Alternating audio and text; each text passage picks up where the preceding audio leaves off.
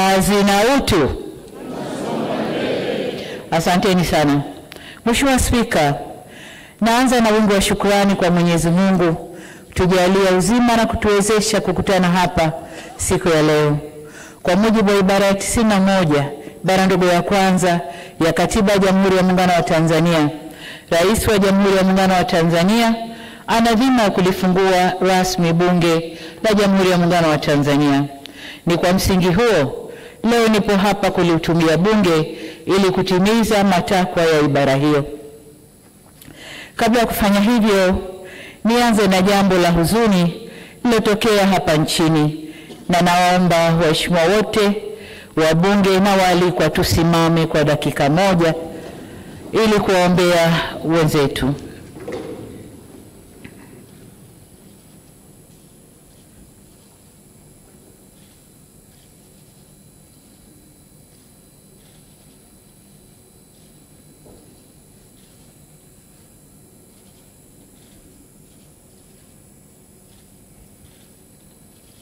Waheshimiwa, tukae tumwombe Mwenyezi Mungu aziweke roho za waliopoteza maisha kwenye vurugu zilizotokea tarehe 29 siku ya uchaguzi hapa nchini kwetu.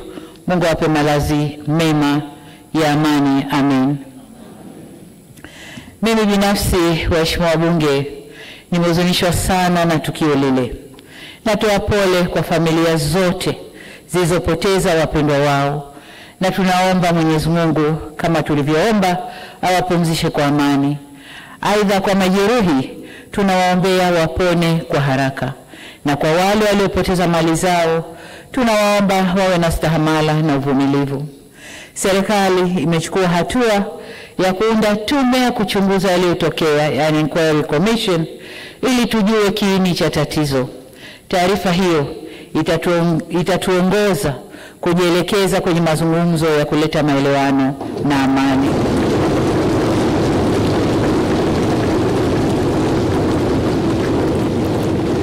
Mheshimiwa Spika, baada ya kueleza sononeko hilo, nijielekeze sasa kukupongeza wewe Mheshimiwa Musa Azzan Zungu kwa kuchaguliwa kuwa mbunge wa jimbo la Ilala na kupata imani ya waheshimiwa wabunge waliokuchagua kuwa spika wa bunge hili la 13.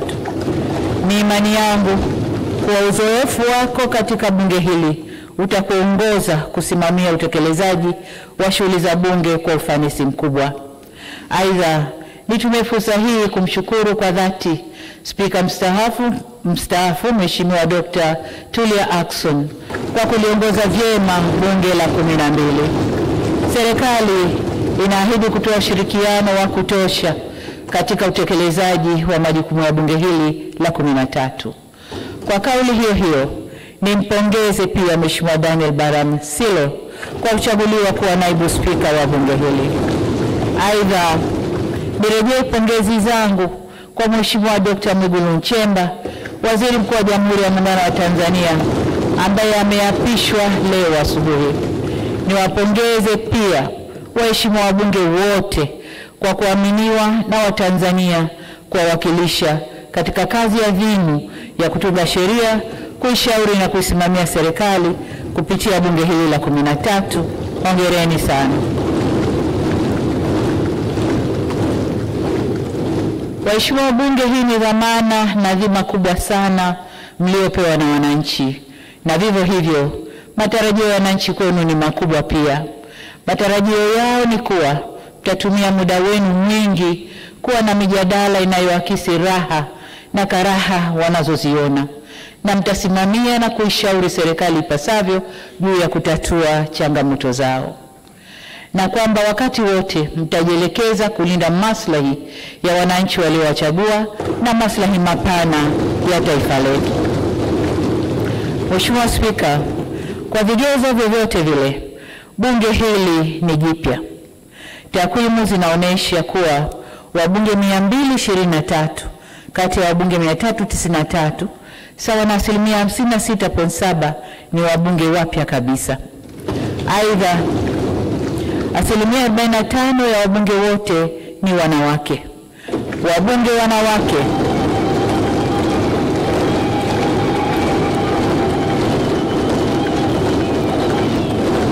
Asante. Hongereni sana wabunge wanawake. Mheshimiwa Spika, tunasogelea 50%. Tuko 40 point. Wabunge wanawake waliogombea majimboni safari hii ni 36 ikilinganishwa na wabunge 21 katika bunge lililopita.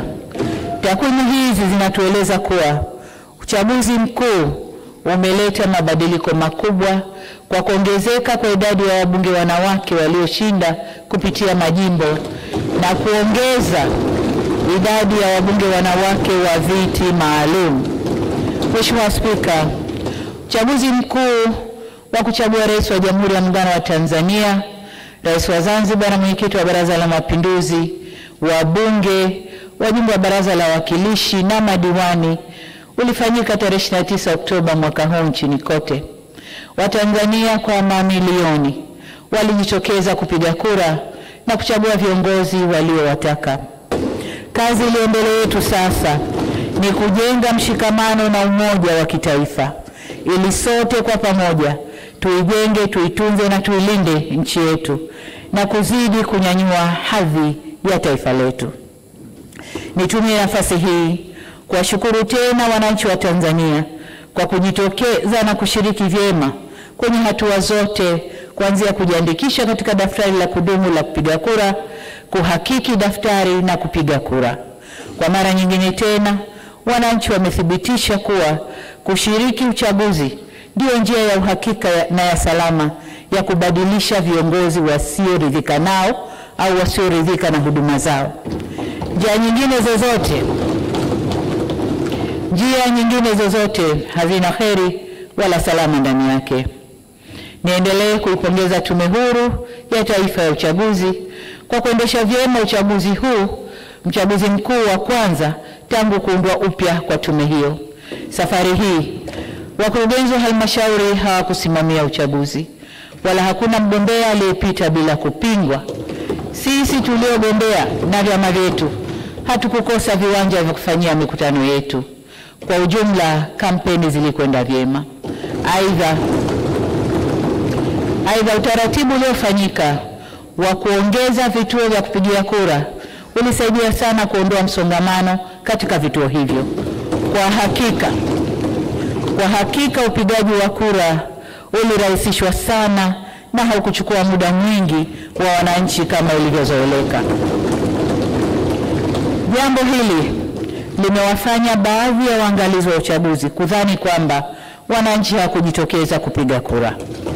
Mheshimiwa Spika, pamoja na kuwa uchaguzi ulifanyika, kulitokeza vurugu za uvunjifu wa amani ambao ulisababisha uharibifu wa mali, kupoteza maisha na kuhatarisha usalama wa nchi.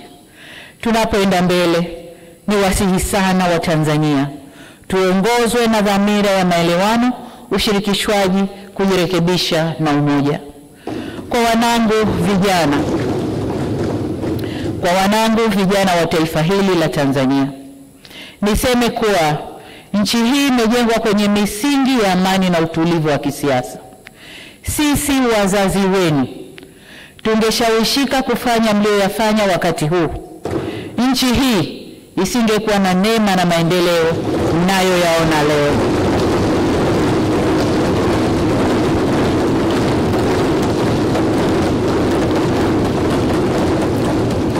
Mheshimiwa Spika, nataka nirudie hilo kwa wanangu vijana wa taifa la Tanzania. Sisi wazazi wenu, kama tungeyafanya mlioyafanya nyinyi, nchi hii isingekuwa na neema na maendeleo mnayoyaona leo.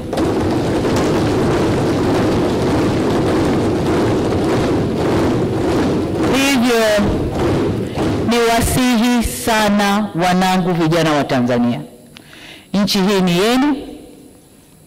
Kwa shida zozote zile zinazowakabili, msikubali hata siku moja kushawishiwa kuichoma nchi yenu wenyewe.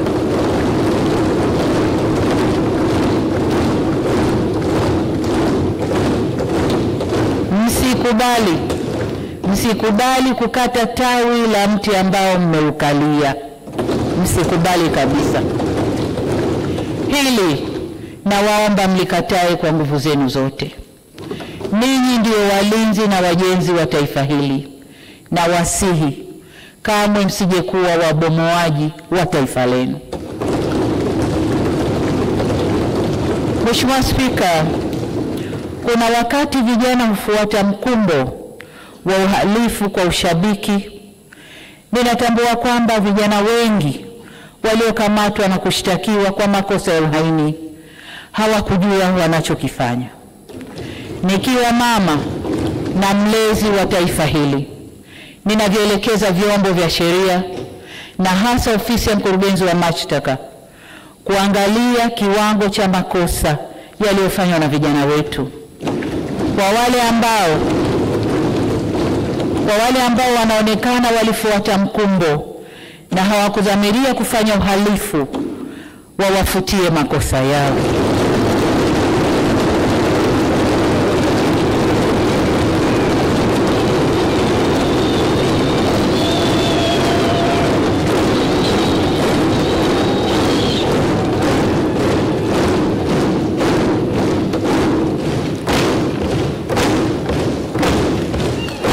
Asante waheshimiwa wabunge, nashukuru. Waheshimiwa wabunge, ukiangalia klipu zile za maandamano, unaona kabisa kuna vijana ambao waliingia kwa kufuata mkumbo. Wanaimba kwa kufuata ushabiki. Hawakuwa wanajua wanalolifanya. Kwa hiyo kama mlezi, kama mama, ndio maana naelekeza vyombo vya ulinzi na usalama, hasa ofisi ya DPP, kuchuja viwango vya makosa, na kwa wale waliofuata mkumbo basi waseme nao kisha wawaachie waende kwa wazazi wao. Natoa msamaha huo kwa sababu hata maneno ya Mwenyezi Mungu katika kitabu cha Luka sura 23 mstari wa 34 yanasema, na hapa nanukuu, Yesu akasema, Baba uwasamehe kwa kuwa hawajui watendalo.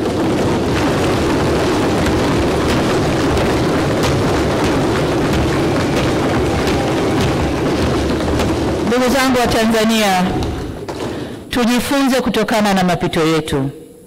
Hapana shaka kwamba Tanzania ni nchi inayofuata misingi ya kidemokrasia, ila neno demokrasia kamili inaweza kutafsiriwa kwenye mitazamo tofauti. Haina formula moja. Kama taifa tunaendelea kujifunza na kujirekebisha. Hivyo basi sote kwa umoja wetu tunapaswa tuitumie fursa hii, tuendelee kujifunza, tujirekebishe na tukubaliane jinsi ya kuendesha nchi yetu kidemokrasia kwa kuzingatia tamaduni, mila na desturi zetu na sio za kuletewa. Kama tulivyoagizwa na ilani ya Chama cha Mapinduzi ya kipindi cha miaka 5 mwaka huu 2025 mpaka 30, moja ya hatua itakayotufikisha kwenye maelewano hayo ni marekebisho ya katiba yetu. Serikali imeahidi kuanza kulifanyia kazi suala la mabadiliko ya katiba ndani ya siku 100 za muhula wa pili wa awamu ya 6 kwa kuanza na tume ya usuluhishi na maelewano. Mheshimiwa Spika, tunapozungumzia umoja wa kitaifa, tunaongozwa na uwepo wa tunu ya muungano wetu. Hivyo basi, kuhudumisha, kuimarisha na kuenzi muungano wetu kutaendelea kwa kipaumbele cha serikali tunayoiunda.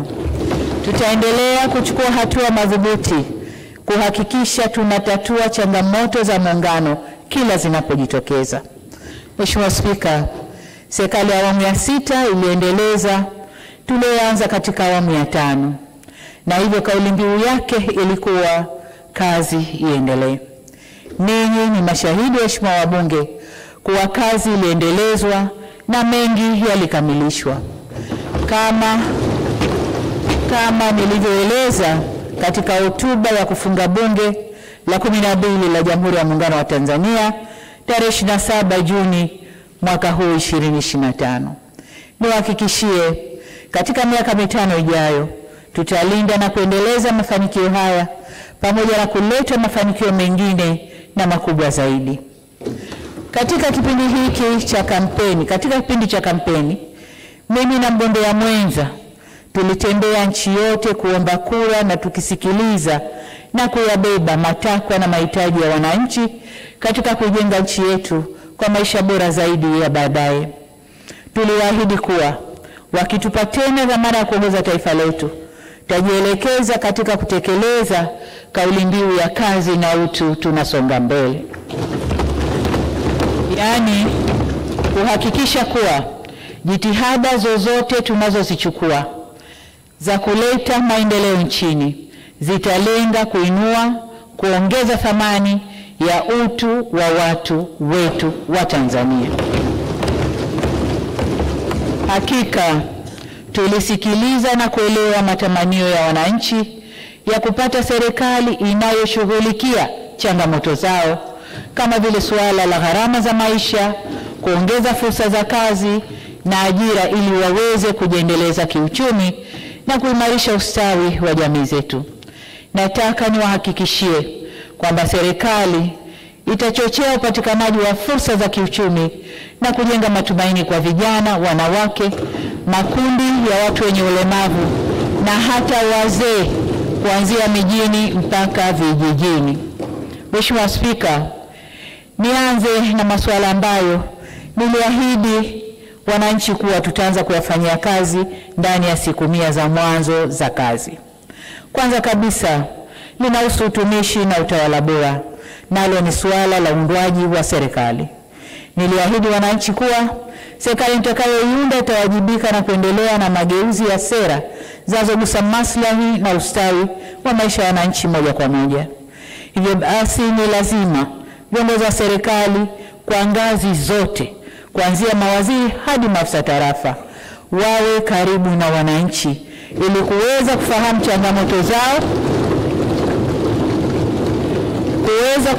changamoto zao na kuwajibika kwao.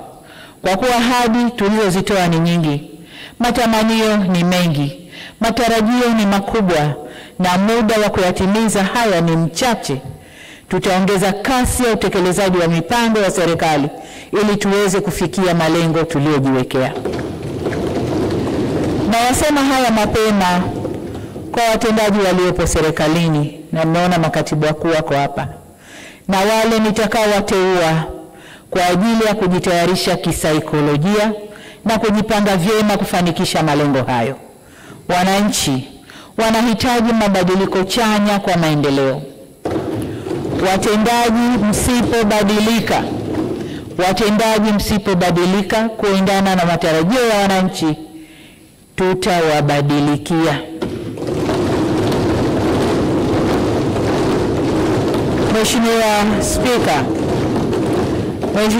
Mheshimiwa Spika, katika hotuba ya kufunga kampeni tarehe 28 mwezi wa 8 2025, nilitaja mambo ambayo serikali ingeanza nayo ndani ya hizo siku 100.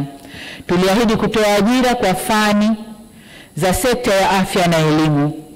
Leo ikiwa ni siku ya 12 tangu muhula huu wa pili wa awamu ya 6 uanze, tayari tumeshatangaza nafasi za ajira 7,000 za walimu na nafasi za ajira 5,000 za watumishi wa sekta ya afya. Hatua hii ni mwanzo wa kujibu kiu ya wananchi ya kuboresha huduma za afya na elimu. Katika hatua nyingine, tunajiandaa kuanza kwa majaribio bima ya afya kwa wote. Serikali itakuja kwenu waheshimiwa wabunge na mapendekezo ya namna ya kufanikisha majaribio hayo. Na niwaombe muyaunge mkono mapendekezo hayo ambayo yatakuwa mwanzo wa mageuzi katika upatikanaji wa huduma bora za afya kwa watu wote nchini. Tunadhamiria kuviunganisha vituo vya huduma za afya kidijitali na kuhakikisha vinakuwa na vifaa na huduma za viwango stahiki kwa kila ngazi husika. Tunakusudia kuweka viwango vinavyofanana ili watumiaji wa bima ya afya mjini na vijijini wawe na huduma zinazolingana.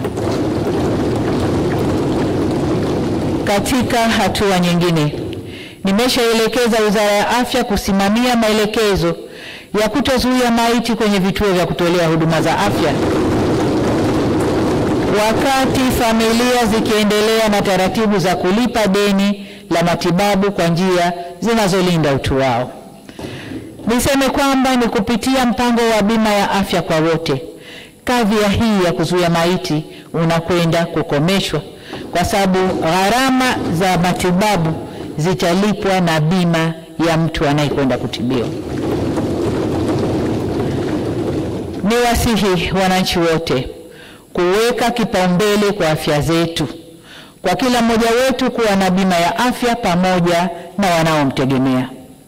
Mheshimiwa Spika, ilani ya Chama cha Mapinduzi ya mwaka 2025-2030 imeahidi, na mimi nilitangaza ahadi hiyo, kuwa nitaunda tume ya kuanzisha mazungumzo ya maridhiano na upatanishi na kuandaa mazingira ya kuanza mchakato wa mabadiliko ya katiba. Hata hivyo, kutokana na uvunjifu wa amani uliotokea nchini, tunahitaji kwanza kufanya tathmini ya kina ili tujue kiini cha sababu ya kadhia hiyo, na ndipo tuunde tume ya maridhiano. Katika muhula wa kwanza wa awamu ya 6 tulikuja na falsafa ya R4 ili kuliunganisha taifa. Serikali ilionyesha utayari wakati wote kuleta maridhiano ili kwa pamoja tuweze kujenga na kulitunza taifa letu. Serikali ilinyoosha mkono na kuwavuta na kuwakaribisha vyama vya siasa, vyama vya kijamii, sekta binafsi na hata jumuiya za kimataifa ili kwa pamoja tuijenge Tanzania. Waheshimiwa wabunge, mkono huo wa urahimu ulileta matumaini kwa nchi, kabla ya baadhi ya wadau kuamua kuuachilia au kuuputa mkono huo. Kwa kuwa wananchi wa Tanzania wamenipa ridhaa ya kuendelea kuongoza nchi hii, sitachoka kunyosha tena mkono wa maridhiano.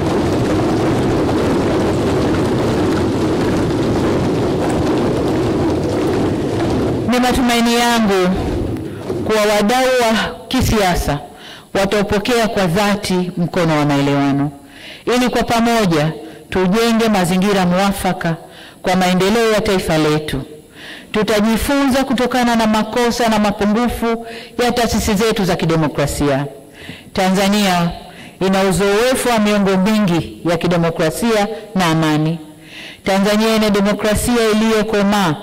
Hata hivyo, tunaendelea kuboresha kulingana na mazingira na wakati. Ni jukumu letu sasa kujielekeza kwenye maboresho hayo kwa utashi wetu bila shinikizo lolote. Mheshimiwa Spika, nataka nirudie hapo. Tanzania imekuwa na miongo mingi ya kidemokrasia, limekuwa ni taifa la amani na utulivu wa kisiasa. Neno demokrasia linaweza likatafsiriwa katika nchi yoyote ile, lakini sisi ni wakomavu wa demokrasia. Pamoja na hayo, katika safari yetu ya kuendesha Tanzania kidemokrasia, tuko tayari kujifunza na kujirekebisha. Hivyo basi, niwaombe makundi yote ya Watanzania, hasa vyama vya siasa, tukae pamoja, tuzungumze, tuangalie tumekosea wapi, turekebishe, tuende na safari yetu ya taifa lenye amani na utulivu. Na haya yatafanyika kwa kufuata mila, desturi zetu, miongozo yetu, kanuni zetu, mitindo yetu ya maisha, na sio kwa shinikizo. Mheshimiwa Spika, kwa kuwa zaidi ya 60% ya watu wa nchi hii ni vijana, tutaweka kipaumbele kwenye sera na programu zitakazopanua fursa za kiuchumi, kutengeneza kazi na ajira, kuongeza wigo wa hifadhi za jamii na kuwajengea kesho iliyo bora.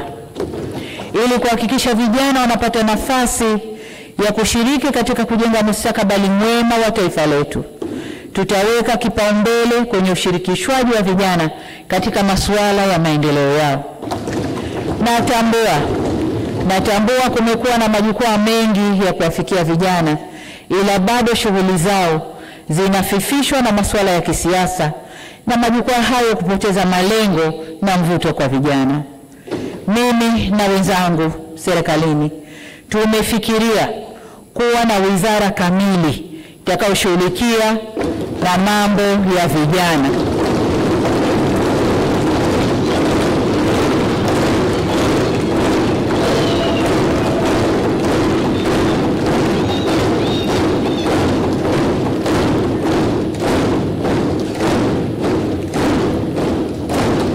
Asante sana waheshimiwa wabunge. Tumeamua kuwa na wizara kamili badala ya kuwa na idara ndani ya wizara yenye mambo mengi. Vile vile ninafikiria kuwa na washauri wa masuala ya vijana ndani ya ofisi ya Rais.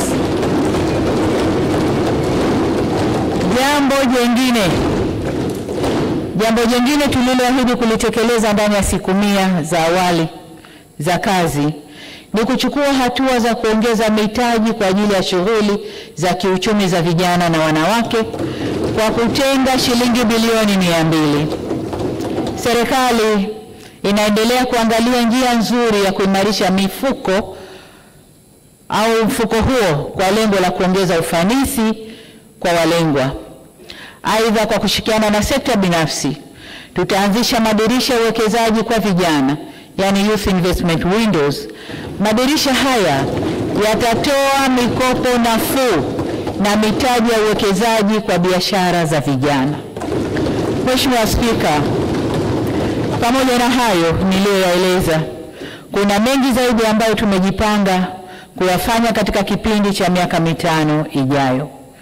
Ni dhima ya serikali kuendeleza ukuaji wa uchumi, na katika kipindi hiki tutaanza utekelezaji wa Dira ya Taifa ya Maendeleo ya mwaka 2025 mpaka 2050, tukilenga kujenga taifa jumuishi lenye ustawi, haki na linalojitegemea.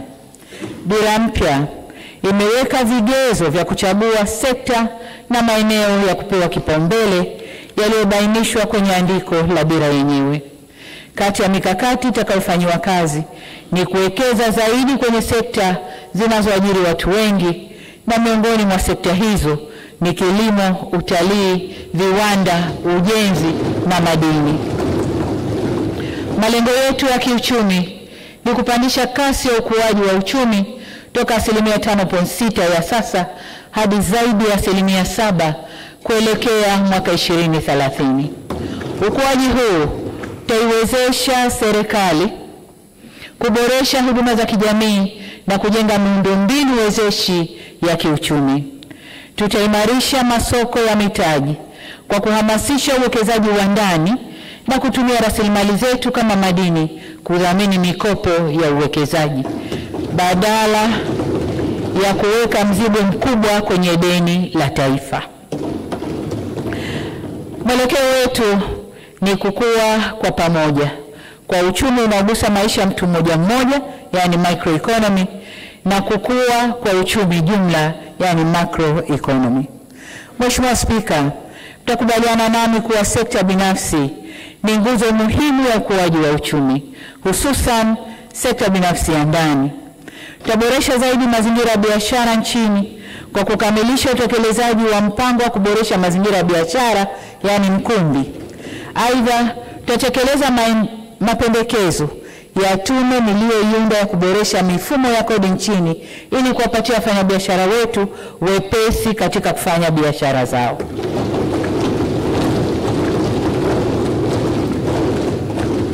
Tutaendelea kuweka nguvu zaidi kudhibiti mfumuko wa bei za bidhaa, ambayo ni hatua muhimu katika kupunguza gharama za maisha ya wananchi.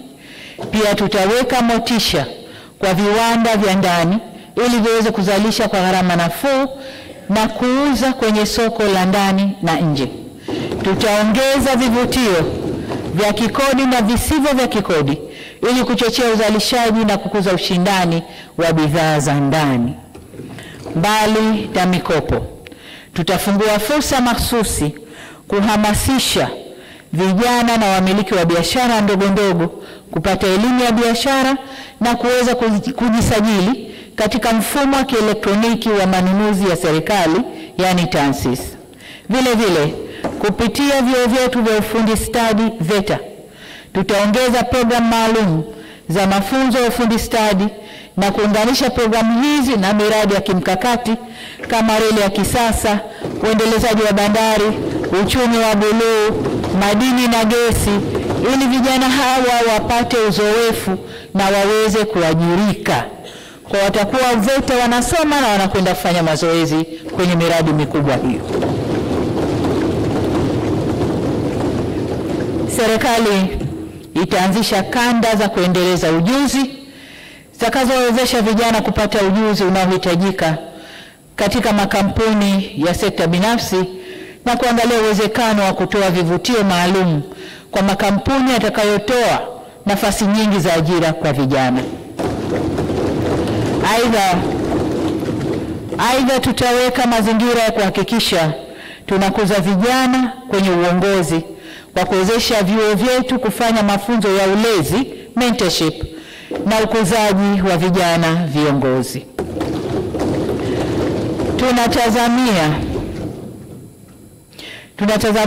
Tutaitazama mikopo ya 10% ya makusanyo ya halmashauri zetu ili kuboresha upatikanaji wa mikopo hiyo kwa walengwa.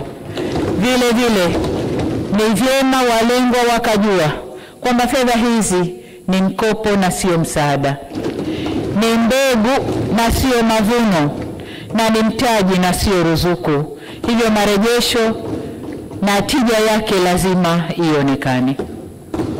Matamanio yangu ni kuona ifikapo mwaka 2030 tuwe tumetengeneza wawekezaji vijana ambao watatoa ajira kwa vijana wenzao.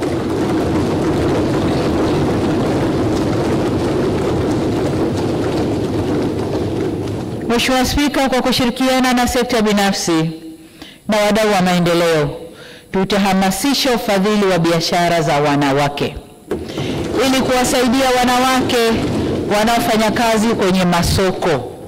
Tutaongeza na kuratibu kwa karibu mifuko ya uwezeshaji wananchi kiuchumi ili kurasimisha biashara zao na kuwawezesha kukopesheka. Tutawekeza katika kuboresha miundombinu ya masoko, mifumo ya maji safi na maji taka, huduma za afya na vituo vya matunzo ya watoto kwenye masoko. Katika hatua nyingine, tutalipa kipaumbele suala la kutenga maeneo ya biashara kwa wafanya biashara wadogo na wakati, ili serikali iwatambue na kuwarasimisha ili waweze kufanya kazi zao bila bughudha na wachangie kwenye pato la taifa. Kwa rasilimali ambazo nchi yetu imebarikiwa na nguvu kazi kubwa tulionayo, ninaamini tunaweza kabisa kujipanga na kufikia lengo hilo. Kwa kufanya hivyo, ndio tutafikia lengo letu la kuzalisha ajira milioni 8 katika sekta mbalimbali fikapo mwaka 2030. Mheshimiwa Spika, kwa upande wa huduma za kijamii, maendeleo makubwa yamepatikana kwenye sekta ya maji, ambapo hali ya upatikanaji wa maji ilipanda kutoka 84% hadi 91.6% mijini na kutoka 70.1% hadi 85% vijijini. Tumefikia pazuri kuliko pale tulipokuwa mwaka 2021. Hata hivyo, azma ya serikali ni kufikia 100% ya upatikanaji wa maji safi, salama na ya uhakika. Hivyo basi tunakwenda kuongeza nguvu ili kuyafikia yale maeneo machache ambayo upatikanaji wa maji bado ni changamoto. Katika miaka 5 ijayo, tutakamilisha ujenzi wa gridi ya taifa ya maji ambayo itategemea maji kutoka Ziwa Victoria, Ziwa Tanganyika na Ziwa Nyasa. Tutakamilisha miradi mikubwa ya maji inayoendelea ikiwemo mradi wa maji ya miji 28 na miradi mikubwa ya ujenzi wa mabwawa, bwawa la Kiwira, Mbeya, bwawa la Kidunda, ambalo litahudumia Dar es Salaam, Morogoro na Pwani, na bonde la Rufiji ambayo pia itahudumia Dar es Salaam na Pwani. Vile vile mradi wa Same Mwanga Korogwe ambao utahudumia Kilimanjaro na Tanga, na upanuzi wa Capri Point kule Mwanza, kwa kuitaja kwa uchache. Mheshimiwa Spika, kwenye sekta ya afya, mbali na masuala ya bima ya afya kwa wote na ongezeko la ajira za watumishi wa afya ambao nimeshagusia, tutakamilisha ujenzi wa hospitali, vituo vya afya na zahanati zinazojengwa kote nchini. Tutaendelea kuboresha hospitali ya taifa ya Muhimbili na kuongeza uwezo wake kutoka vitanda 1435 vya sasa hadi vitanda 1757 ifikapo mwaka 2030. Itakapokamilika, itaweza kutoa huduma za kibingwa na kuwa hospitali ya kutumainiwa na kukimbiliwa katika Afrika Mashariki.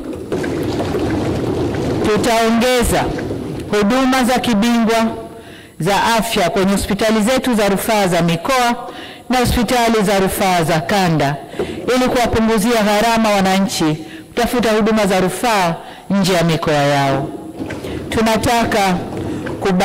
Tunataka badala ya kuwa na watu kuzifuata huduma ziwafuate watu.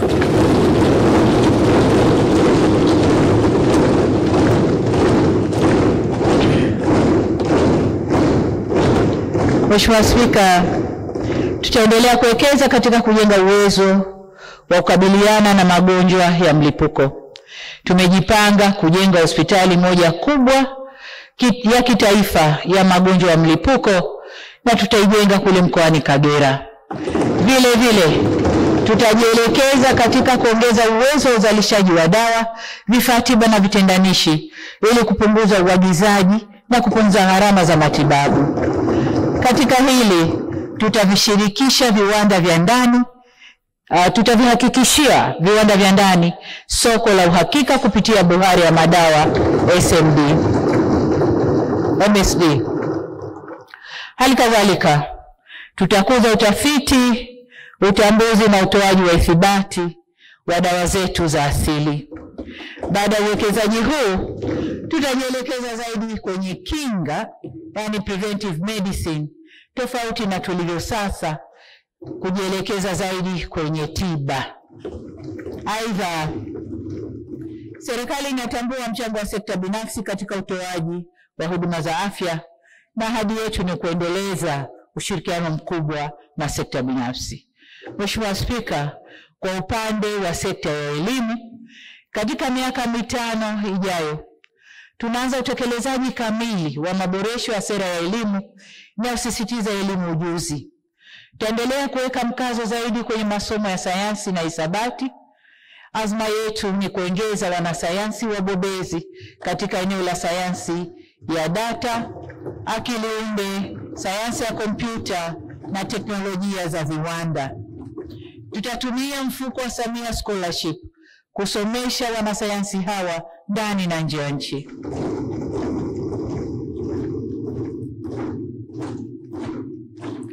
Jambo hili litakwenda sambamba na kukamilisha shule maalum za sekondari za wasichana za sayansi na zile za vipaji za wavulana katika kila mkoa. Ili kuhakikisha mitaala na silibasi zetu zinatekelezwa kikamilifu, tutaunganisha kwa njia ya kidijitali shule za vijijini na mijini ili kubadilishana uzoefu na taarifa. Kama tulivyoahidi wananchi, tutaongeza mikopo ya elimu ya juu, kwani kipindi hiki kwa mara ya kwanza katika historia ya nchi yetu tutakuwa na kampasi za vyuo vikuu kila mkoa. Vile vile tutasimamia mpango wetu wa kuhakikisha kila wilaya ina chuo cha VETA chenye vifaa stahiki vya mafunzo kwa vitendo. Mheshimiwa Spika, nilishagusia swala la kuongeza walimu. Pamoja na walimu, tunaenda kuwekeza zaidi pia kwenye miundombinu ya shule za awali, shule za msingi na shule za sekondari mpya, pamoja na kuongeza madarasa kwenye shule zilizopo. Tunapotekeleza maendeleo jumuishi, tutaendeleza jitihada tulizozianza za kuweka miundombinu na vifaa kwa wanafunzi wenye mahitaji maalum. Pamoja na hao, tutaendeleza fursa muhimu za kuwasomesha na kujiendeleza watoto wenye magonjwa adimu, yani rare diseases, wale ambao wanafuatwa majumbani. Mheshimiwa Spika, katika miaka 5 ijayo, tunakwenda kufanya uwekezaji mkubwa kwenye sekta za uzalishaji. Tukianza na kilimo, tutaongozwa na dhana ya kilimo ni biashara, mkulima ni mwekezaji. Lengo letu ni kuongeza kasi ya ukuaji wa sekta hii toka 4% ya sasa hadi kufikia 10% ifikapo mwaka 2030. Kwa kufanya hivyo, tunalenga sio tu kujihakikishia utoshelevu wa chakula, bali pia tutawekeza kwenye mnyororo wa thamani ili kuwanufaisha Watanzania wengi walioajiriwa kwenye sekta hii. Tunakusudia kuifanya Tanzania kwa miongoni mwa wazalishaji wakubwa wa mazao ya mahindi, mchele na mboga mboga barani Afrika.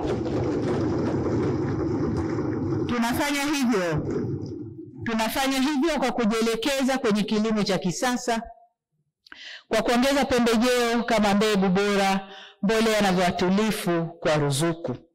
Tutaongeza upatikanaji wa maji ya uhakika na kuongeza eneo la kilimo cha umwagiliaji maji kutoka ekari milioni 3.4 hadi ekari milioni 5. Kwa kukamilisha ujenzi wa mabwawa na skimu za umwagiliaji maji. Vile vile tutaanzisha skimu mpya ikiwemo kwenye bonde la mto Rufiji.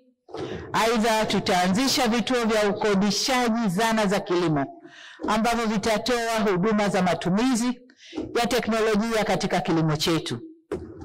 Ili kukuza uwekezaji kwenye sekta ya kilimo, tutaziimarisha benki zetu za maendeleo ya kilimo TADB na benki ya ushirika ili ziweze au zichochee mapinduzi tunayoyatazamia. Mheshimiwa Spika, pamoja na kuongeza uzalishaji, lazima pia tudhibiti upotevu wa mazao baada ya mavuno. Hivyo tutaendelea kuwekeza katika kuongeza uwezo wa kuhifadhi mazao chini ya Wakala wa Taifa wa Hifadhi ya Chakula NFRA. Aidha, tutazidi kuboresha mifumo ya stakabadhi ghalani ambayo imeshaanza kuwaletea manufaa wakulima wa mazao mbalimbali yaliyojumuishwa kwenye mfumo huo. Katika kupanua masoko yetu nje na kutumia fursa za kidiplomasia ya uchumi, tutatumia masoko ambayo tayari tulishafungua, na tutahakikisha kuwa fursa hizi zinakuwa na makubaliano yanayotekelezeka ili kuwa na uhakika wa masoko haya. Hapa tunakusudia masoko ya bidhaa ndogo ndogo kama mbaazi, choroko na ufuta. Tuwe na mikataba inayoeleweka na kutuhakikishia soko ili wakulima wanapovuna masoko ya uhakika yawe yapo. Mheshimiwa Spika, pamoja na kujitosheleza kwa chakula kwa 128%, kwa sasa mwelekeo wetu ni kuendelea kupiga hatua kwenye uzalishaji wa sukari na mafuta ya kupikia, hususan uzalishaji na usindikaji wa alizeti, chikichi na ufuta. Mheshimiwa Spika, kuna mazao ya biashara ambayo yalikuwa yakifanya vizuri sana na kuwanufaisha wakulima wengi, lakini yameathiriwa ama na bei za soko duniani au wawekezaji waliopewa viwanda vya kuchakata mazao hayo kushindwa kuviendesha vyema viwanda hivyo. Tutayasimamia kwa karibu zaidi mazao ya chai, kahawa, parachichi na pamba, tukiwa na shabaha ya kupanua masoko, kuongeza ushindani wa bei na kuwafaidisha zaidi wakulima wetu. Mheshimiwa Spika, serikali imeanza kuona fursa na kuleta mageuzi kwa sekta ya ufugaji. Miongoni mwa ahadi zetu kubwa ni kuongeza eneo lililopimwa na kutengwa kwa shughuli za ufugaji toka ekari milioni 3.46 hadi ekari milioni 6. Hatua hii itaepusha migogoro baina ya wafugaji na watumiaji wengine wa ardhi na itaongeza wigo wa uzalishaji wa malisho ya mifugo ili tuelekee kwenye ufugaji wa kisasa. Katika hatua za kufungua masoko ya kimataifa, tutaendeleza chanjo pamoja na utambuzi wa mifugo yetu nchini ili kuongeza ubora wa mazao ya mifugo, tuweze kuingia kwenye kumbukumbu za dunia na kutambulika sokoni. Pamoja na hatua hiyo, tutaendelea kuboresha kosafu breeds za mifugo, kujenga mabwawa ya kunyweshea, majosho, machinjio na miundombinu mingine muhimu kwa ajili ya ufugaji. Lengo ni kuwa na mnyororo wa kuongeza thamani ya mifugo na mazao ya mifugo kwa ajili ya kuliendea soko la nje. Yaani tutaongeza thamani, tufungue soko au tuongeze thamani ya mifugo yetu kwa ajili ya kuliendea soko la nje. Tutoke kwenye kumtazama ng'ombe na mlio wake, tutazame uzito wa nyama, ladha ya nyama, wingi wa maziwa, ubora wa ngozi na ubora wa kwato na pembe. Mtazamo huo ndio utakaoleta mapinduzi ya sekta ya mifugo. Mheshimiwa Spika, ninywe maji kidogo.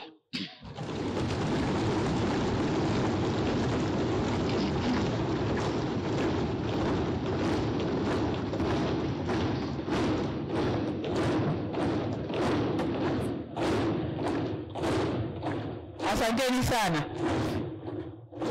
Mheshimiwa Spika, kwenye sekta ya uvuvi tunaenda kuongeza manufaa ya uvuvi wa Bahari Kuu na kwenye maziwa makuu.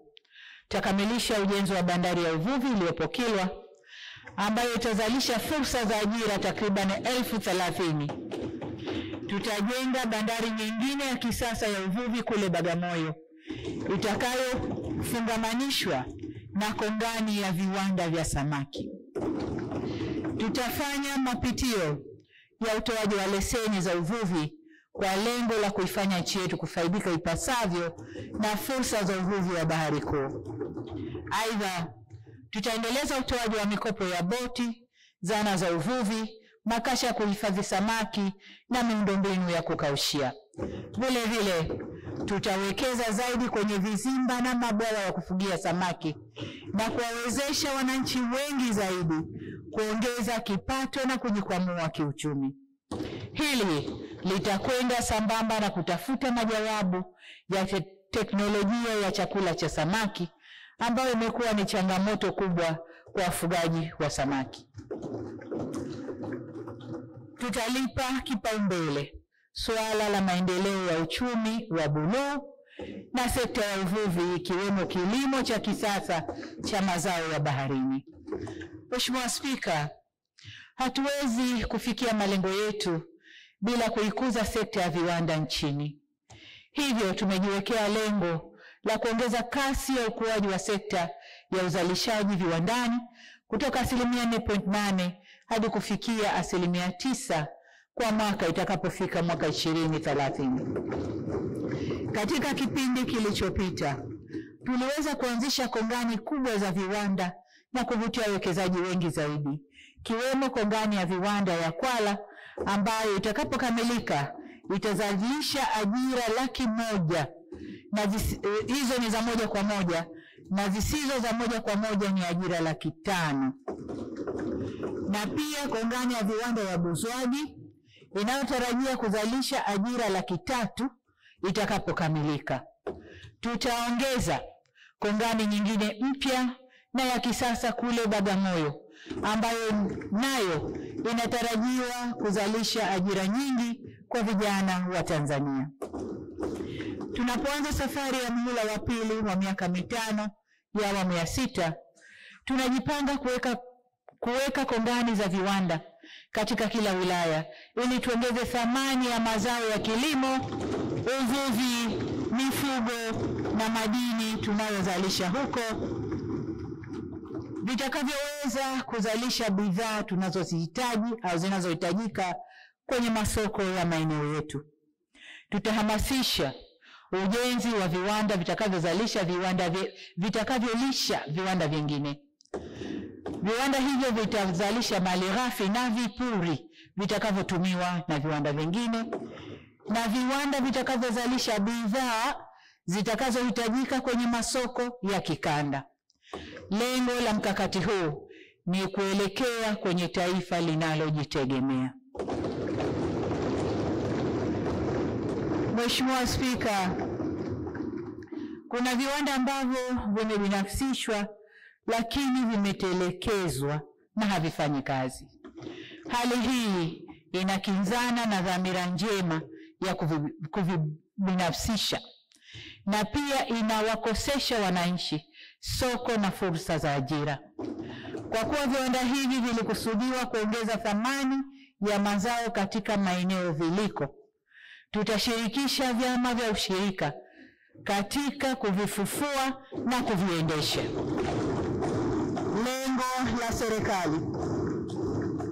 Lengo la serikali ni kuona kuwa ushirika una uwezo wa kusambaza pembejeo, kuzalisha zaidi, kuendesha viwanda vya ongezaji thamani ya mazao na kutafuta masoko pia. Ili kulitekeleza vyema ajenda yetu ya uchumi wa viwanda, tutaendelea kuimarisha miundombinu wezeshi ya umeme, maji, bandari, reli na barabara kwa ajili ya usafiri na usafirishaji wa malighafi na bidhaa.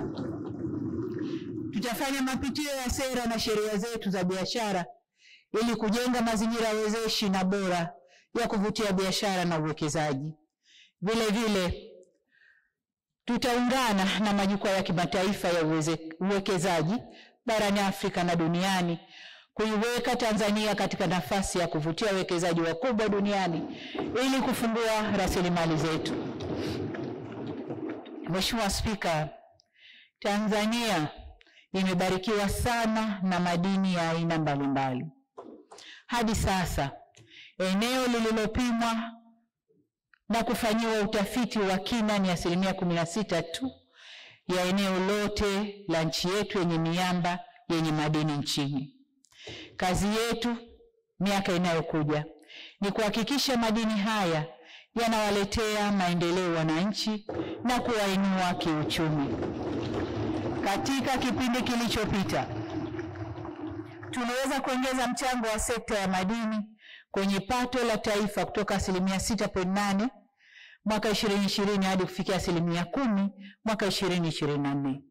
Hatua hii inamaanisha madini yanachangia zaidi mapato kwa wananchi, makusanyo kwa serikali na uwekezaji kwenye huduma za kijamii. Kuelekea mwaka 2030, tutakamilisha mkakati wa madini adimu, yani critical minerals, ili serikali itambue aina ya madini, viwango vya madini na maeneo madini yalipo. Kwa kuwa madini ya kimkakati ndiyo yanayohitajika zaidi duniani, tutaongeza umakini katika kusimamia uwekezaji katika madini hayo. Katika jitihada zetu za kuendeleza sekta hii ya madini, tutapitia upya leseni zilizotolewa ili kubaini leseni ambazo hazijaendelezwa na kuchukua hatua ya kuzitoa kwa wachimbaji wenye nia ya dhati ya kufanya uendelezaji wa maeneo husika. Mheshimiwa Spika, wachimbaji wadogo wamekuwa nguzo ya kutegemewa katika sekta ya madini nchini. Hivyo basi tutatenga maeneo maalum kwa ajili yao, tutawapatia leseni na tutawaendeleza kwa kuwapa mitaji na mitambo ya uchorongaji pamoja na kuwapatia taarifa sahihi za kijiolojia.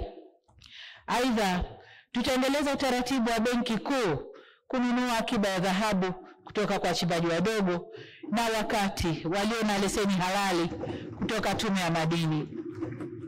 Tunafanya hivi ili kuwahakikishia wachimbaji kuwa na mnunuzi wa uhakika, kupunguza utoroshaji wa madini na pia kurasimisha biashara ya uchimbaji kwa vijana wa Kitanzania. Mheshimiwa Spika, tutaendelea kuimarisha masoko ya madini na vito. Kipekee kwa madini ya Tanzanite, tunaenda kumalizia jengo la Tanzanite Exchange Center katika eneo la Mererani. Mbali na kuwa nchi yetu ni mzalishaji mkubwa wa madini haya, tunataka ifikapo 2030 Tanzania iwe kituo kikuu cha uzaji wa madini yote katika ukanda wa Afrika Mashariki na Kati. Hatua nyingine muhimu katika kuongeza mchango wa sekta ya madini katika maendeleo ya nchi ni kusimamia uongezaji wa thamani wa madini haya hapa nchini. Tunadhamiria kuwa na kiwanda cha kuchenjua madini, yani multipurpose refinery, ifikapo mwaka 2030. Tutaondokana na kusafirisha makinikia kwenda nje ili tuokoe ajira ambazo tumekuwa tukizipoteza.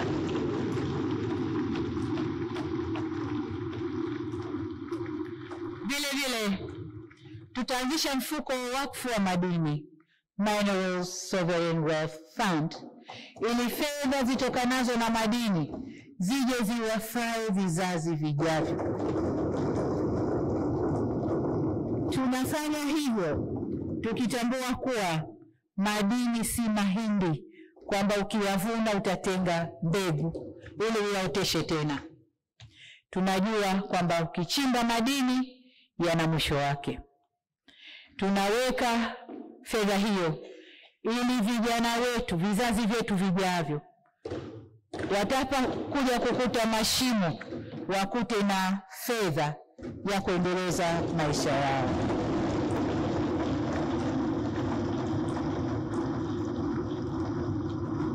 Mheshimiwa Spika, Tanzania imejaliwa na vivutio vingi vya utalii ambapo sekta hii na mchango mkubwa sana kwenye uchumi. Tunapoelekea 2030, tutaendeleza kuikuza zaidi sekta hii, tukilenga kufikia watalii wa ndani na nje milioni 8 ifikapo 2030. Tunaamini kwamba kutokana na wingi na ubora wa vivutio pamoja na utajiri mkubwa wa kiutamaduni, tunaweza kufikia lengo hili. Sasa ili kukuza utalii, tutafungamanisha vivutio vya utalii ili mtalii atumie siku nyingi zaidi akiwa nchini Tanzania. Vile tutaboresha vyuo vyetu vya utalii na ukarimu kwa kuongeza idadi ya watoa huduma wenye weledi katika fani zote kwenye sekta hii ya utalii na ukarimu. Sekta hii nayo ni sehemu muhimu ya mpango wa kuzalisha ajira kwa wananchi na kutuongezea akiba ya fedha za kigeni. Tutaendeleza pia jitihada za uhifadhi na utunzaji wa maliasili sambamba na kupambana na ujangili. Aidha, hatuna budi kuongeza nguvu kabiliana na changamoto ya wanyama waharibifu inayowakabili jamii mbalimbali zinazopakana na hifadhi kote nchini. Niwaahidi kuwa serikali itaongeza askari, vituo vya ulinzi, mbinu na vifaa vya kisasa ikiwemo ndege nyuki kwa kukabiliana na janga hilo la wanyama waharibifu. Mheshimiwa Spika, eneo jingine takalolipa uzito mkubwa ni sekta ya ujenzi. Kipaumbele chetu kitakuwa kukamilisha miradi mbalimbali ya ujenzi wa barabara ambazo tayari zimeanza na zinaendelea.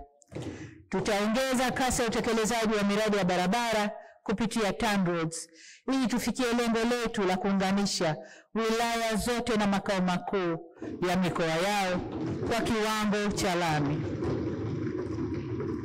Kwa jiji la Dar es Salaam kwa mahususi wake, tutaboresha barabara kuu kwa kujenga barabara za juu katika makutano ya barabara katika maeneo ya Moroko, Mwenge, Magomeni na Tabata,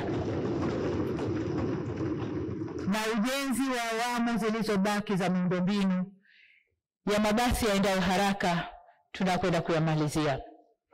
Tutajengea uwezo UDART ili iweze kusimamia vyema uendeshaji wa mabasi haya. Tutakamilisha pia ujenzi wa daraja muhimu, daraja la Mto Msimbazi. Mheshimiwa Spika, tutaongeza pia bajeti na uwezo wa TARURA kuboresha barabara za ndani na za vijijini ili kuhakikisha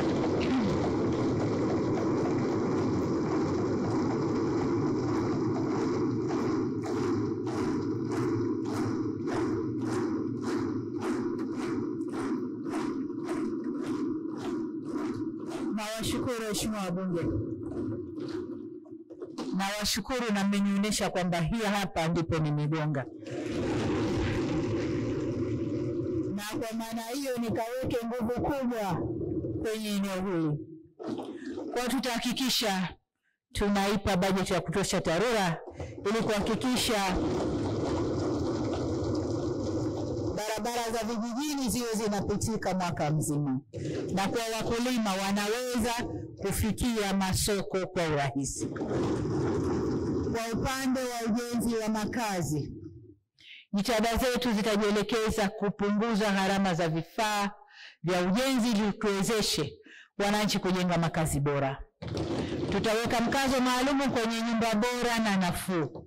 Tutasimamia utekelezaji wa sera zinazolenga kuboresha hali ya makazi kwenye maeneo yenye makazi duni. Tutashirikiana na sekta binafsi ili kuongeza uwekezaji kwenye miradi ya uendelezaji miji kwa kujielekeza kwenye ujenzi wa nyumba za bei nafuu, yani affordable housing. Sambamba na hilo, tutaongeza kasi ya urasimishaji wa maeneo ya makazi na kuimarisha utatuzi wa migogoro ya ardhi kwa kupima ardhi nchi nzima kwa teknolojia ya kisasa ya satellite. Mheshimiwa Spika, hakuna maendeleo ya kiuchumi na kijamii bila nishati ya umeme wa uhakika na wenye nafuu. Hakuna. Katika kipindi kilichopita, tuliweza kuongeza kiwango cha uzalishaji wa umeme toka megawati 1600 na kufikia megawati 4000, na pia kufikisha miundombinu ya umeme kwenye kila kijiji. Tunapoelekea mwaka 2030, tumejiwekea lengo la kuongeza uzalishaji wa umeme maradufu kufikia megawati 8000, na tutaendelea kupanua mtandao wa umeme ili kuvifikia vitongoji vyote nchini Tanzania. Tutaongeza uzalishaji kwa kutumia vyanzo vya nishati mbalimbali ambazo nchi yetu imebarikiwa nazo, ikiwemo maji, jua, gesi, joto ardhi na upepo, na hata umeme utokanao na nguvu ya nyuklia. Vile vile, kupitia mpango wa gridi imara, tutakamilisha ujenzi wa miundombinu ya usafirishaji wa umeme na tutaongeza vituo vya kupoza umeme ili kuhakikisha shughuli za kiuchumi na makazi yanapata umeme wenye nguvu inayotakiwa. Lengo letu ifikapo 2030, mikoa yote ya Tanzania iwe muunganishwa na gridi ya taifa ya umeme. Ili kuihakikishia nchi usalama wa nishati ya mafuta, tutaboresha miundombinu ya kupokea na kuhifadhi mafuta katika bandari zetu na maeneo ya kimkakati.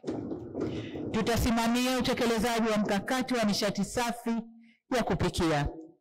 Lengo ni kufikia 80% ya Watanzania wanaotumia nishati safi ya kupikia ifikapo mwaka 2034, hatua itakayopunguza uharibifu wa mazingira na kulinda afya za watumiaji.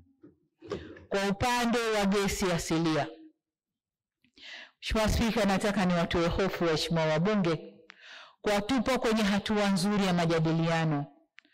Tumechelewa kwa sababu dhamira yetu ya dhati ni kukamilisha majadiliano hayo ya mradi huu mkubwa na wa kihistoria wa dola bilioni 42 wa uchimbaji wa gesi asilia. Kama tutakubaliana na wawekezaji hawa, mradi huo utabadilisha kabisa taswira ya uchumi wetu. Katika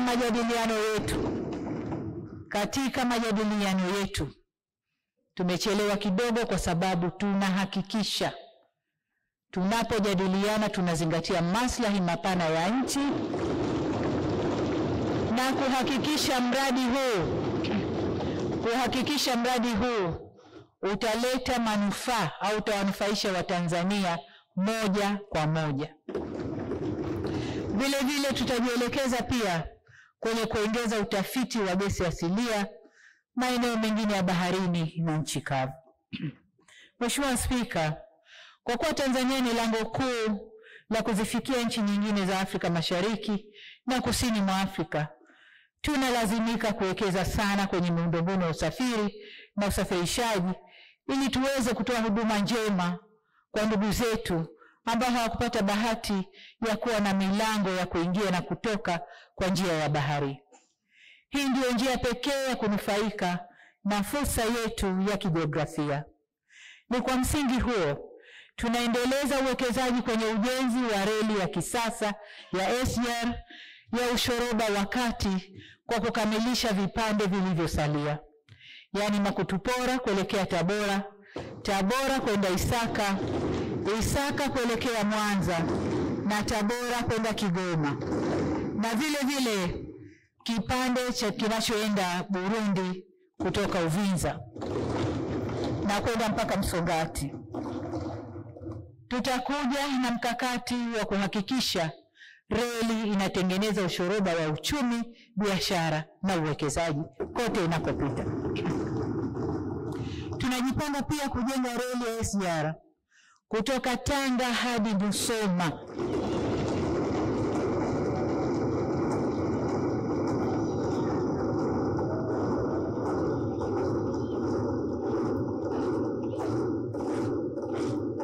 Asante Mheshimiwa. Tunajenga SGR kutoka Tanga hadi Musoma na kutoka Mtwara hadi Mbamba Bay.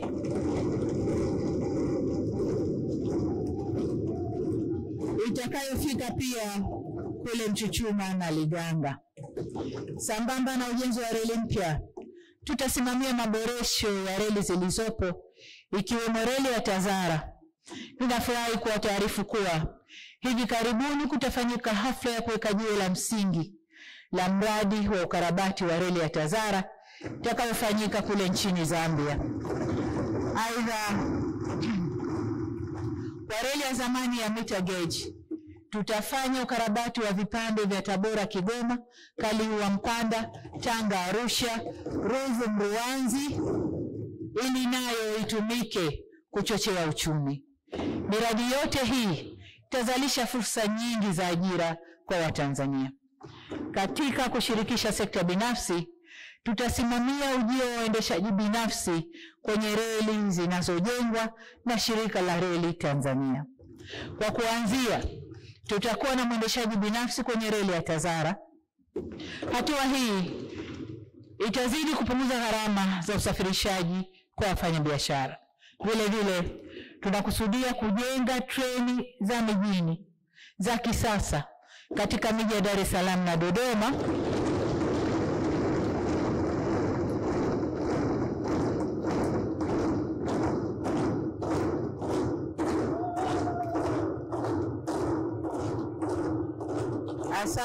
Asante. Tunajenga reli hizo ili kuboresha usafiri kwenye majiji haya yanayokuwa kwa kasi kubwa sana. Kwa mfano, Dar es Salaam inatarajiwa kuwa na wakazi milioni 10 fikapo mwaka 2030. Hivyo kurahisisha njia za usafiri ni kurahisisha shughuli za kiuchumi. Mheshimiwa Spika, tukiangazia upande wa uchukuzi, mwelekeo wetu wa kisera ni kujenga mfumo fungamanishi, yani multimodal transport system, ambao utahakikisha kuwa bandari viwanja vya ndege vyote nchini na vituo vya reli vina muunganiko wa usafiri na usafirishaji wa abiria na mizigo kwa njia mbalimbali. Baada ya maboresho ya miundombinu ya mifumo ya uendeshaji wa bandari ya Dar es Salaam, gharama za uendeshaji wa bandari zimepungua, ambapo zaidi ya shilingi bilioni 258 zinaokolewa kwa mwaka. Fedha hizo zinatumika kuongeza uwekezaji ndani ya bandari hiyo ya Dar es Salaam. Mheshimiwa Spika, kuelekea mwaka 2030 tutasimamia maboresho zaidi kwenye bandari zetu nchini. Tutaongeza gati 10 kwenye bandari ya Dar es Salaam ambayo kwa sasa ina gati 12. Tutakamilisha kuunganisha reli ya SGR na bandari ili mizigo isafirishwe kwa reli hadi bandari kavu ya Kwala, ambapo magari ya mizigo au malori yataanza kufanya kazi hapo kutoka Kwala kwenda maeneo mbalimbali ndani ya nchi na nje ya nchi.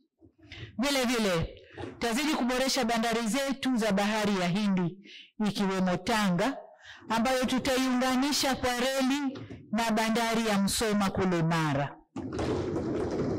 Tutafanya upanuzi wa maboresho kwenye bandari ya Mtwara, ambayo nayo tunakusudia kuunganisha na reli na bandari inayojengwa kule Mbamba Bay, Nyasa, mkoa wa Ruvuma. Bandari mpya itakayojengwa Bagamoyo itaunganishwa na bandari kavu ya Kwala. Hali kadhalika tutaziendeleza bandari zetu za maziwa makuu za Mwanza, Kigoma na Kalema kule Tanganyika, na tutakamilisha ukarabati na ujenzi wa meli za abiria na mizigo zitakazotoa huduma kupitia bandari hizo, ikiwemo MV Mwanza ambayo tayari imeshaanza kutoa huduma kule kanda ya Ziwa. Sambamba na hilo, tutakamilisha upatikanaji wa meli kubwa itakayotoa huduma katika bahari ya Hindi. Mheshimiwa Spika, kwa upande wa usafiri wa anga, pamoja na mambo mengine, tumepanga kuwa fikapo mwaka 2030 tulimarishe zaidi shirika letu la ndege la Tanzania kwa kuongeza ndege 8 nyingine, kuliwezesha shirika kuongeza miruko ndani na nje ya nchi. Mwelekeo wetu ni kufungua nchi pamoja na kukifanya kiwanja cha ndege cha kimataifa cha Julius Nyerere kuwa hub au kiungo cha safari za ndege za kimataifa. Aidha, tutakamilisha ujenzi wa viwanja mbalimbali unaoendelea, vikiwemo kiwanja cha kimataifa cha Msalato hapa Dodoma, viwanja vya Mwanza, Iringa na Mpanda. Aidha, tutaongeza viwanja vikubwa hasa vilivyopo pembezoni kwa nchi kwa lengo la kuendelea kupanua biashara na utalii. Miongoni mwa miradi hiyo ni viwanja vya ndege vya Mugumu kuelekea hifadhi ya taifa ya Serengeti, kiwanja cha ndege cha Njombe kukuza biashara mazao na matunda na kurahisisha usafirishaji wake, na kiwanja cha ndege cha Kiabanjwa Kagera kitakachofungua fursa zaidi kwa mkoa wa Kagera. Serikali itajenga chuo cha anga na kuimarisha chuo cha anga cha taifa na kuimarisha mafunzo na kuvutia zaidi wataalamu wakiwemo marubani, wahandisi na wahudumu wa ndege. Mheshimiwa Spika, tunapotekeleza mkakati wa uchumi wa kidigitali, uwekezaji kwenye tehama ni muhimu sana. Hivyo tutaendeleza kazi ya kuhakikisha mifumo yetu inasomana, ikiwemo mifumo mipya itakayoanzishwa. Tutaongeza matumizi ya teknolojia za kisasa ikiwemo akili unde ili kuboresha utendaji kazi na utoaji wa huduma. Kupitia mfuko wa mawasiliano kwa wote UCSAF na kampuni za watoa huduma, tutahakikisha huduma ya mtandao inawafikia Watanzania wengi zaidi ili wasaidie kujiunga katika mifumo ya upatikanaji wa fedha na mitaji, yani financial inclusion, na kukuza biashara zao. Tutajenga pia chuo cha teknolojia ya kidigitali ili kuwajengea vijana wetu uwezo wa kushindana katika ulimwengu wa sayansi na teknolojia. Mheshimiwa Spika, utunzaji wa mazingira ni suala muhimu sana katika maendeleo tunayoyapanga na kuyatarajia. Kuelekea 2030, taendelea kusisitiza utunzaji wa mazingira na mambo yake yote, vyanzo vya maji na mambo mengine. Tutaweka jitihada kubwa kwenye usimamizi wa biashara ya hewa ukaa kwa manufaa ya wananchi wa maeneo husika na taifa zima kwa ujumla. Vile vile, hatua hii itasaidia kupunguza migogoro ya mikataba katika siku za usoni. Mheshimiwa Spika, tutaendelea kulinda uhuru wa vyombo vya habari ili Watanzania wapate haki ya kupata taarifa za ndani na nje ya nchi. Tutaendelea kutoa leseni kwa vyombo vya habari na kulinda uhuru wa kufanya kazi zao kwa kufuata sheria za nchi. Tutaimarisha vitengo vya habari vya serikali ili viweze kutoa habari kwa weledi na kwa wakati. Aidha, tutaendelea kutambua waandishi wa habari za maendeleo nchini kupitia tuzo ya Samia Kalamu Awards. Mheshimiwa Spika, maendeleo ya nchi yoyote yanaonekana katika utamaduni na ustaarabu wake. Isitoshe, katika dunia ya leo, tamaduni ni bidhaa na utamaduni ni uchumi. Hivyo tutakuza na kuifanya lugha yetu ya Kiswahili kuwa bidhaa. Tutaendelea na maandalizi ya ujenzi wa studio. Vile vile, tutaendelea na maandalizi ya ujenzi wa studio ya kisasa ya filamu ili kupandisha thamani ya kazi za wachezaji filamu wetu hapa nchini. Tutajenga ukumbi wa kisasa wa maonyesho ili kuwawezesha wasanii wetu kufanya matamasha ya kimataifa na kuvutia wasanii wa nje wakubwa kuja kufanya matamasha hapa nchini. Tunataka sanaa na filamu na muziki zitengeneze ajira na kuchangia uchumi wa taifa. Mheshimiwa Spika, michezo ni uchumi. Hatuwezi kupata matokeo makubwa bila kuwekeza. Miongoni mwa hatua tutakazozichukua ni kuanzisha na kuendesha shule za michezo nchini. Tutaanzisha shule hizo kwa lengo la kuandaa wana michezo wa leo na kesho. Kama mnavyofahamu, nchi yetu itakuwa mwenyeji wa mashindano ya AFCON mwaka 2027, na kuelekea huko tutakamilisha ujenzi wa viwanja vitakavyotumika, kiwemo uwanja wa AFCON uliopo Arusha na maboresho ya viwanja vingine nchini. Vile vile, tutaendelea kuvutia michezo mbalimbali kufanyika hapa nchini ili kuongeza fursa zitokanazo na kuwa mwenyeji wa michezo hiyo. Mheshimiwa Spika, Tanzania inathamini ushirikiano wa kimataifa na ingependa kuishi na mataifa mengine kwa msingi wa kuheshimiana na kufaana.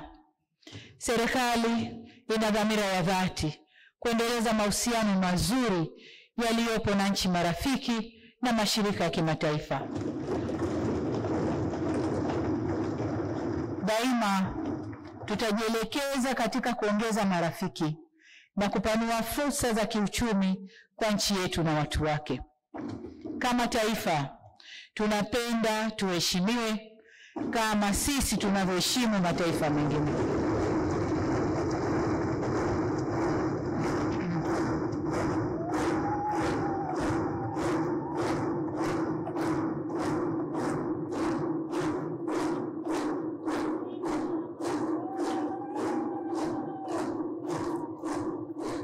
Asanteni sana. Asanteni waheshimiwa. Nataka nirudie, kama taifa tunapenda tuheshimiwe kama sisi tunavyoheshimu mataifa mengine. Na katika kulinda maslahi ya nchi hakuna mbadala. Katika kulinda maslahi ya nchi hakuna mbadala. Ni lazima tuhakikishe tunalinda utu, heshima na uhuru wetu.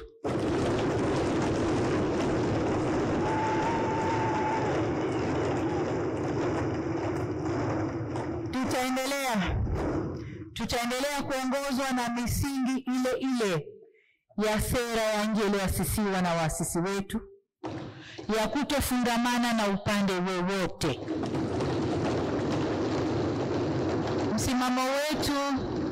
Msimamo wetu ni umoja na ushirikiano badala ya mgawanyiko, majadiliano badala ya amri au mabavu, na haki badala ya visasi.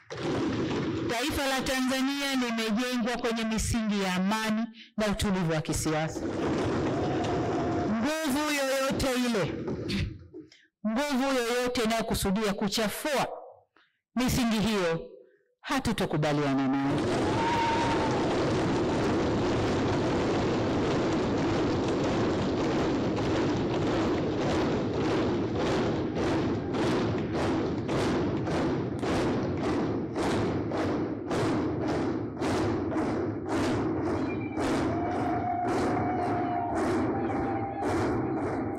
Asante Mheshimiwa wabunge. Mheshimiwa Spika, kwa upande mwingine tutaendelea kuimarisha vyombo vyetu vya ulinzi na usalama ili tuhakikishe ulinzi wa mipaka yetu na ulinzi wa raia na mali zao uko kwenye mikono mizuri au mikono salama.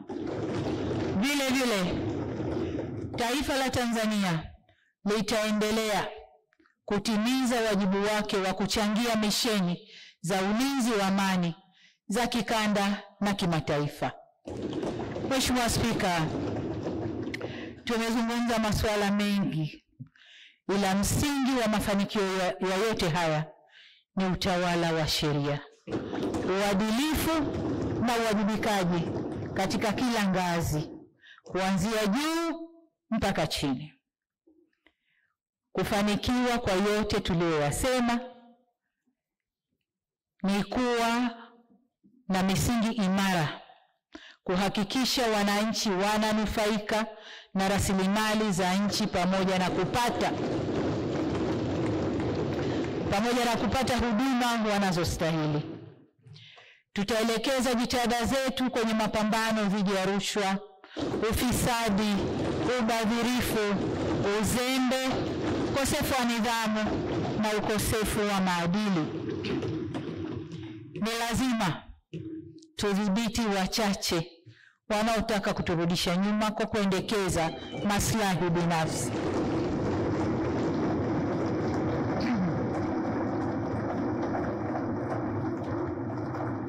Aidha, ili kuimarisha uwajibikaji serikalini, tutaendelea kutekeleza programu za maboresho ya utumishi wa umma, ikiwemo matumizi ya mifumo ya upimaji na utendaji kazi.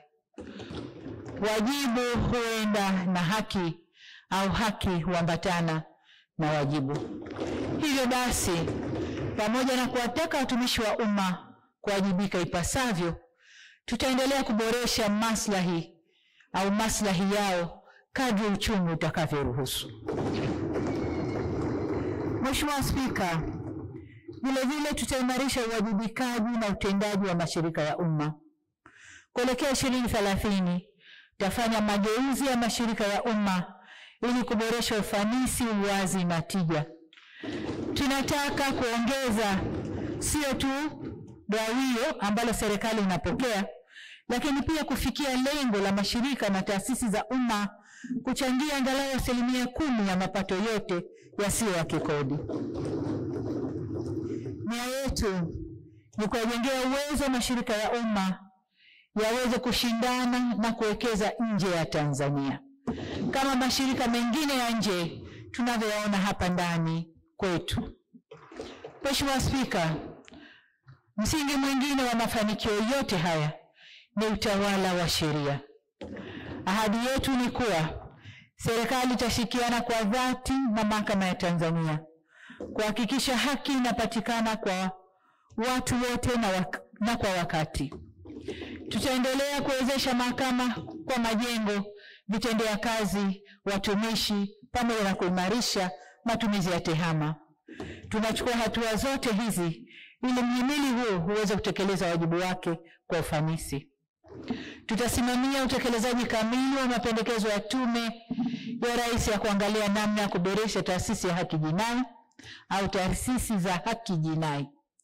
Tutaendelea kufanya mageuzi na maboresho katika taasisi zote zinazoshughulikia masuala ya haki jinai ili ziweze kukabiliana na vitendo vyote vya uhalifu. Kwa upande mwingine, serikali itaendelea kushirikiana na wadau mbalimbali katika sekta ya sheria, kiwemo Chama cha Wanasheria Tanganyika pamoja na asasi zingine ili kuwezesha upatikanaji wa huduma za msaada wa kisheria kwa wananchi, kwani katika kipindi kilichopita tumeona manufaa yake katika utatuzi wa changamoto mbalimbali zinazowakabili wananchi wa Tanzania. Aidha, tutakamilisha tafsiri ya sheria zetu zote kwa lugha ya Kiswahili, ikiwa ni hatua muhimu kuhakikisha wananchi wetu wanaelewa kwa urahisi sheria za nchi. Mheshimiwa Spika, sikuweza kuyasema yote yatakayofanyika ndani ya kipindi cha miaka 5 ijayo kwa kuwa muda hauruhusu. Bila shaka nitapata wasaa mwingine wa kulihutubia bunge au bunge hili tukufu siku zijazo.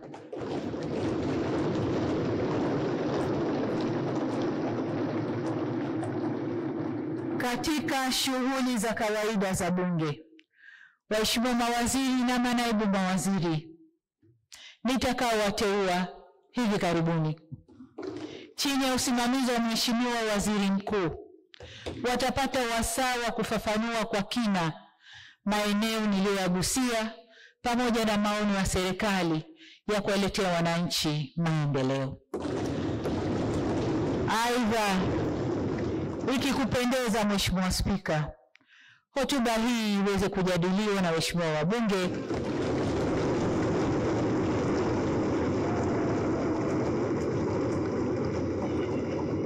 na serikali itakuwa tayari kupokea maoni, ushauri na mapendekezo yenu kwa moyo mkunjufu ili tuweze kuyafanyia kazi.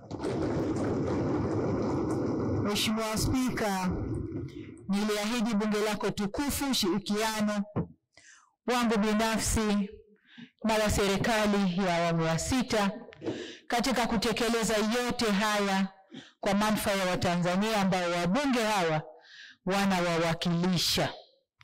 Rai yangu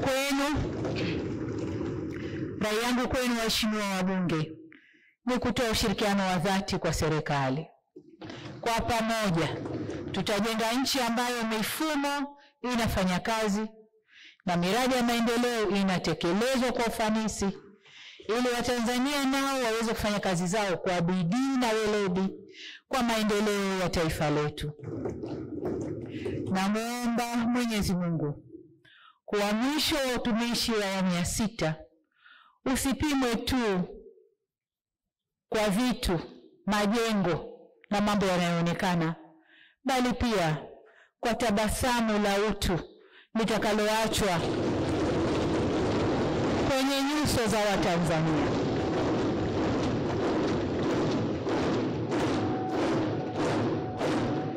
Mheshimiwa Spika, naomba uniruhusu nirudie hapo. Nilikuwa nasema namuomba Mwenyezi Mungu mwisho wa utumishi wa awamu ya 6 usipimwe tu kwa vitu vitakavyoachwa, bali tupimwe kwa tabasamu takaloliacha kwenye nyuso za Watanzania.